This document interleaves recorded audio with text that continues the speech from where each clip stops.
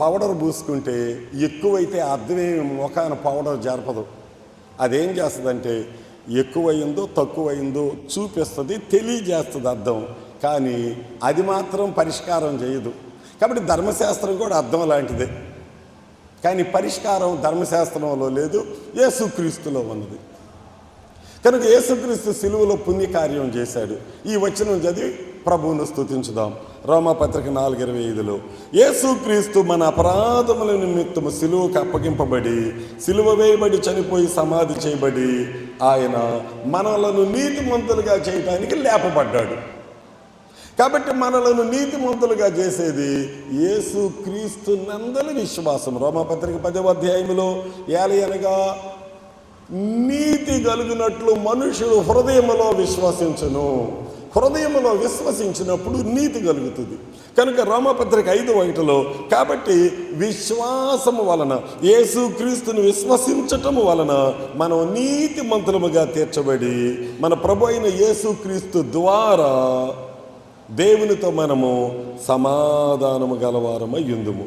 8వ వచనంలో మనము దేవుడు మన ఎడల తన ప్రేమను తెలియచేస్తున్నాడు. ఎట్లనగా మనం ఇంకా పాపులమై ఉండగానే క్రీస్తు మన కొరకు ఏమైపోయాడు?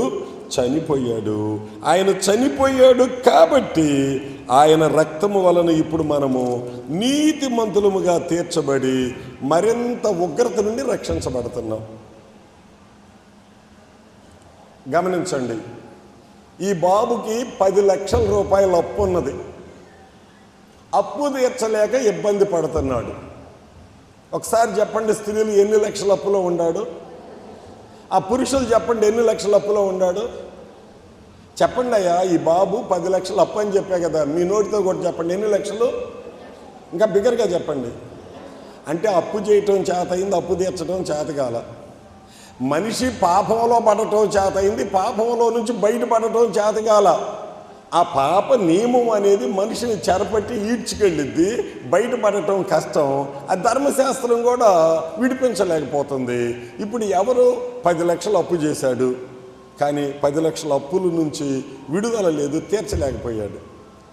అయితే ఇప్పుడు కాబట్టి అనేదానికి ఒక మాట చెప్తున్నా. ఇతడికి 10 లక్షలు అప్పు ఉన్నదని ఒక కోటీశ్వరుడికి తెలిసి, ధర్మదాతకి తెలిసి, అతను వచ్చి ఇతని 10 లక్షలు బాకీ ఉన్న ఆ వ్యక్తికి 10 లక్షలు చెల్లించి ఆ నోటు చించేశాడు.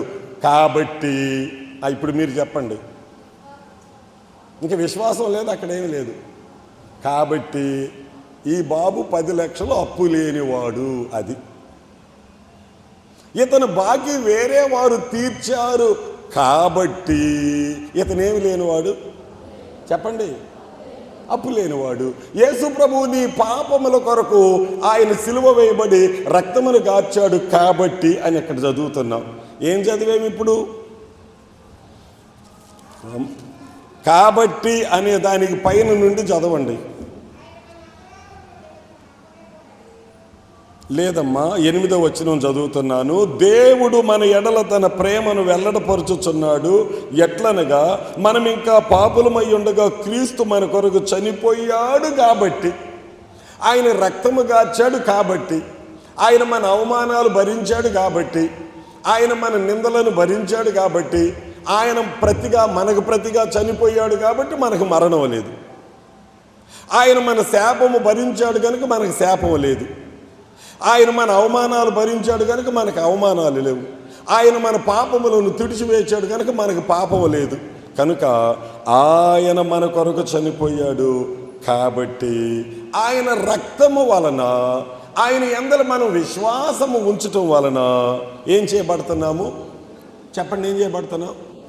నీతిమంతులుగా మనం చేయబడటానికి ఏమి నీతి కార్యాలు చేయాలి అంటే, ఏ నీతి కార్యాలు కాదు, కానీ మనలను నీతిమంతులుగా తీర్చుటకు సమాధిలో నుండి లేచిన యేసును విశ్వసించటం.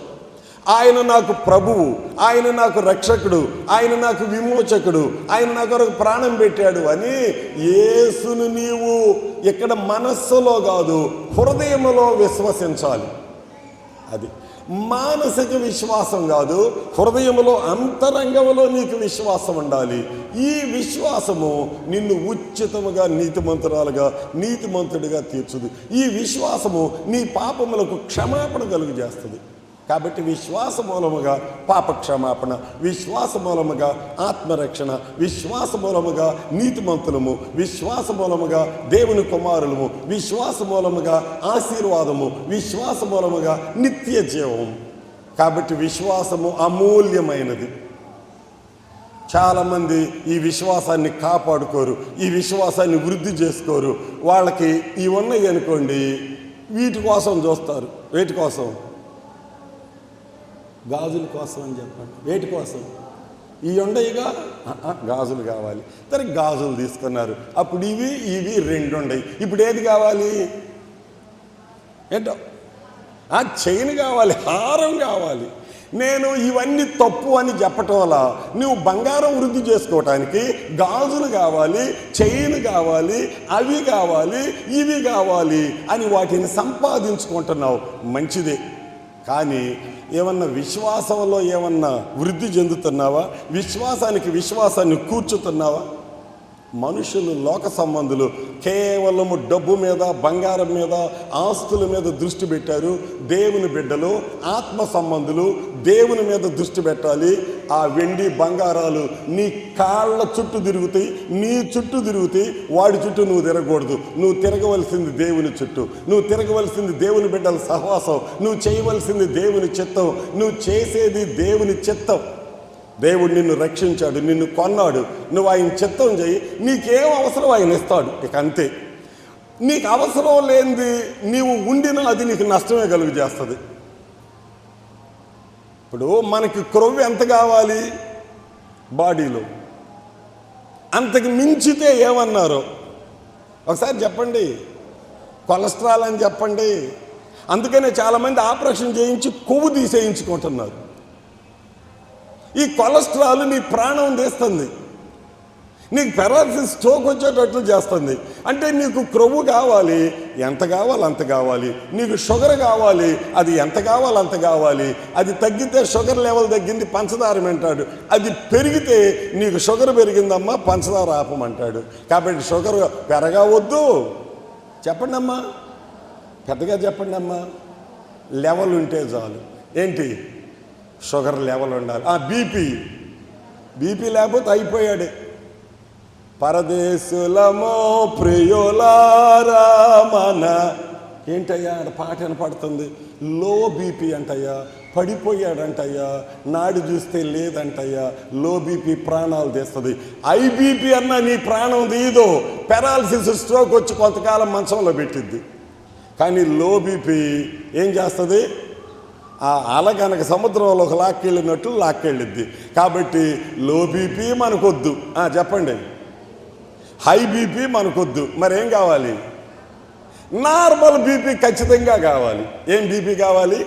నార్మల్ బీపీ కావాలి, నార్మల్ షుగర్ కావాలి, నార్మల్ ఫ్యాట్ కావాలి, నార్మల్ అన్నీ కావాలి.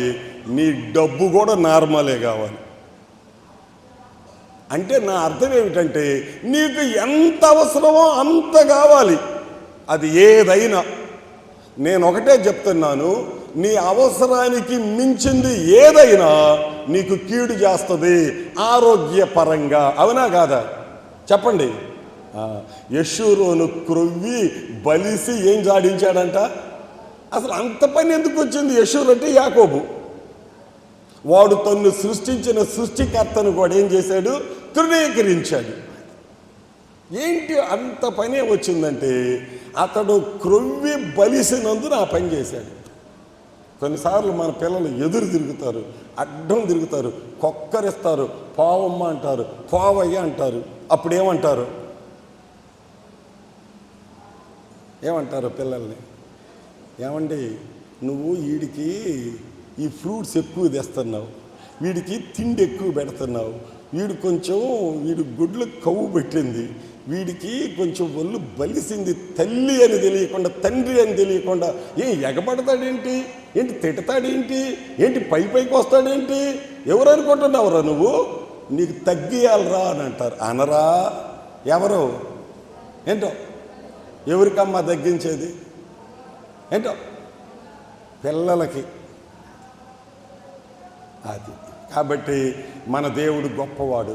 మనకేం కావాలో అది ఇస్తాడు, మనకేం తక్కువ చేయడు. సింహం పిల్లలైనా ఆకలి గొంట చేయి, కానీ దేవుని బిడ్డలకు లోటు ఉండదు. నువ్వు దేవుని చిత్తం చేయి, దేవుడు నీకు కావాల్సినవన్నీ ఇస్తాడు. ఏలియా కేరీతి ఏటి దగ్గర ఉంటే కాకుల్లో పంపాడు. ఏలియా సారేపతి విధవరాలు ఇంటి దగ్గర ఉంటే తొట్టిలో పిండి దీవించాడు. దేవుడు మన పోషకుడు, దేవుడు మన రక్షకుడు, దేవుడు మనకి సమస్తం ఇచ్చేవాడు, మన అవసరాలు తీర్చేవాడు. ఆయనను మనం స్తుతించాలి.